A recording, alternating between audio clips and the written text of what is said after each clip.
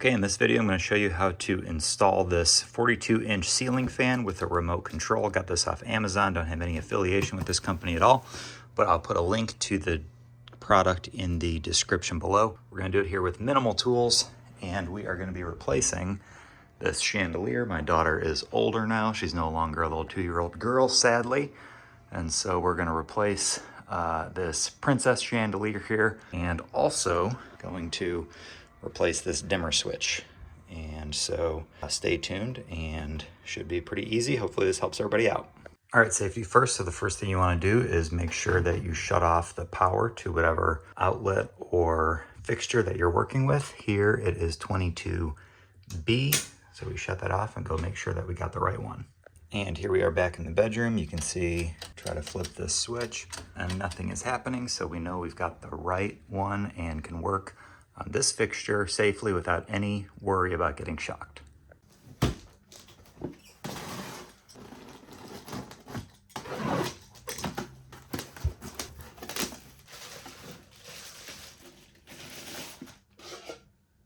So first I like to open things up, make sure I've got all of the right pieces, and then it's exactly what I thought I was ordering. You can see this is an LED light fixture, which is a nice feature to a fan like this. Don't have to worry about changing out the bulbs or anything like that. Here's the main fan housing unit. Here's the remote and some mounting hardware, it looks like. Brackets for the fan blades. Fan blades themselves, you can see this comes both in white and kind of a maple. And that should be it. All right, I've got all of my pieces of the fan spread out on the floor, so it's really easy to see what I'm doing here. And just gonna follow the instructions and assemble the fan like so. Each blade goes on a bracket.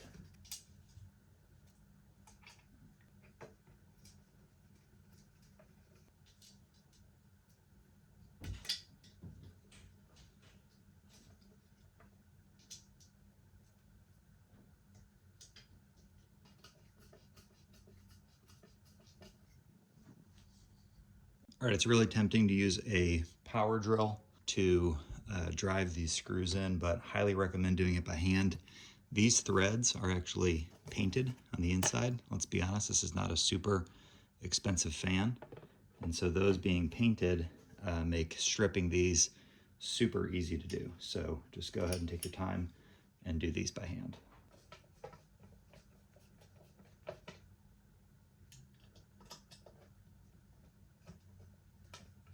Making sure this part is done correctly too also helps from these fan blades vibrating or clicking once the fan is going.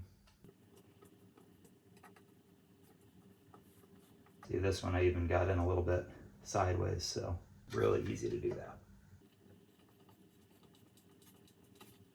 Okay, now every fan is going to be different, but the next step on this one is to go ahead and install these blades and brackets on the bottom of the fan motor here. Again, there's some paint in these threads, so you just got to work these screws through here. Not too big of a deal. I'm tempting to use a driver here, but I'm not going to. I'm going to take my time using handheld Phillips head.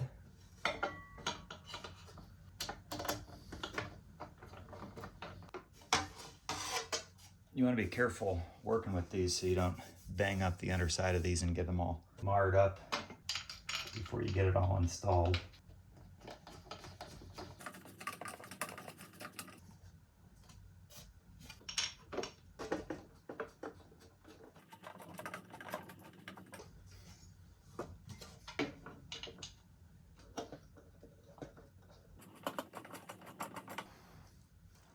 Next, we're going to install the LED light.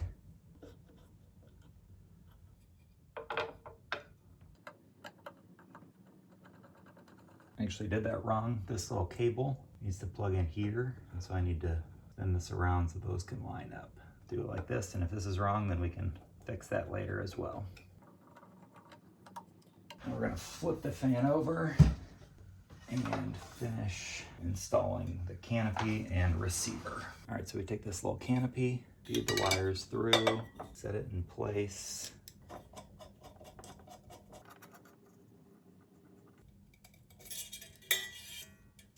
All right, now we simply put the receiver together by connecting Hard to say if I'm doing this the right way or not. So each one it's kind of clear which one goes in which. That one clips in place, and there's these grooves that this one slides into, so you can kind of see. There's only one really correct way to do these. You want to make sure these two wires, which are going to attach to the power source in the ceiling, are exposed, so you can do that. And this is going to help you when you're hanging the fan. This is the receiver antenna. Now we're going to switch our attention to taking down the old fixture, and this might be different in your situation, but for this little girl's chandelier, I'm just going to unscrew these parts. These are all pretty standard parts with other types of fixtures that you get. So we know the power's off, so it's safe, so we're going to take down power apart here, and the wire's all disconnected here. Just trying to do this one-handed. This hook that I undid here, I should be able to pull that out, and it's going to pull these wires through with the weight of the fan. So let's try that. There we go. Undo this part, and I might go ahead and leave this bracket. I might take it down. I'm going to go back down and look at the fan mounting bracket first. All right, so this is important. This room used to have a ceiling fan in it. So it is this piece right here. There is a ceiling joist right there going this way. This yellow box wraps around that ceiling joist, which means that you can hang some weight from here. If you were putting this in a room that didn't have one of these and it was just over here an empty drywall, you would need to put supports up there so this doesn't come crashing down. So that's first thing I wanted to call out. And then the second one is that this bracket has some cushions here to keep the vibrations down. And if I were to try to put this on with that silver bracket there as well, it's not going to get fully flush, which means that there's going to be a gap up there. So I'm going to take this down. I'm going to take down this silver metal bracket, and then these screws that go right up into that yellow piece that's supported. You can see these big screws go right into the ceiling joist, so it's secured. And then these go into the yellow bracket. I'm going to take those out and put them through this new bracket. That's going to hold it flush against the wall really nice and tight. So let's go ahead and take this out. So now I'm just going to use those exact same screws and go right up through those holes, because I know from the previous fixture that those will fit and that those can hold some weight. So I'm going to go ahead and screw these in. If you didn't have it set up like this, the mounting hardware for the fan is going to have all sorts of different screws and stuff that you can use. You'll be able to see I'm just going right up through into those existing holes that this was made for. And you can see on this black bracket that there are other holes in here for other size screws if you needed to. In this case, we didn't need to do that. So just tighten this down as tight as it'll go. This will be nice and secure against the ceiling. Okay, now if you want to be extra safe, the ceiling fan came with a couple of these screws. And you can see I went ahead and put two of them right up through these other holes into that joist that was going this way. That way this thing is really secure and it's not ever going to fall on my daughter's head while she's trying to sleep. So I'm going to go ahead and start hanging the ceiling fan. I'm going to use this bracket that they supply you with while I go ahead and get it all wired up with that wire that they supply. So that makes installing it way easier. First, we're going to do ground to ground. You just twist these wires together, put a little nut on them that the fan comes with, screw it on there tight, and then for any time I'm using a fixture like this that comes with these, I always like to add some electrical tape after I put the nut on, just to keep it from coming undone in the future. Just one little extra step, super simple to do, and it'll save you from having to wonder in the future why this fixture isn't working. Just as houses shift with changes of the season and everything, it's just one extra step to minimize a future headache. Black to black and white to white.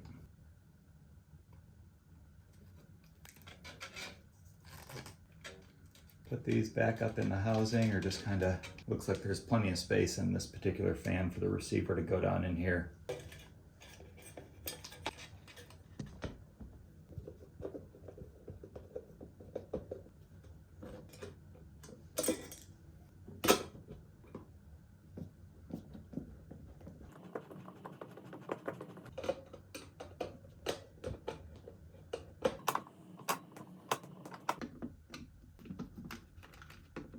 All right, so now I'm just going to go ahead and change out this dimmer switch. This fan is not meant to work with a dimmer, whereas the chandelier was. So we're just going to switch this out to a very simple on-off switch. And again, while the power is still off, crack the paint here on the sides so it doesn't peel a bunch of paint. Take it off. All right, so what we're going to do here is called a daisy chain. We are going to take a little piece of wire, twist it up with these guys. My electrical tape again. Sorry, I said that this was called a daisy chain. It's not a daisy chain, it's a pigtail. I don't know where I was thinking daisy chain from, but this is a pigtail. Power coming up. Just loop these two. In that loop, you want it to go clockwise with the direction of the screw, so as you tighten it down, it really cranks in there and screws in there. Shove these back in here.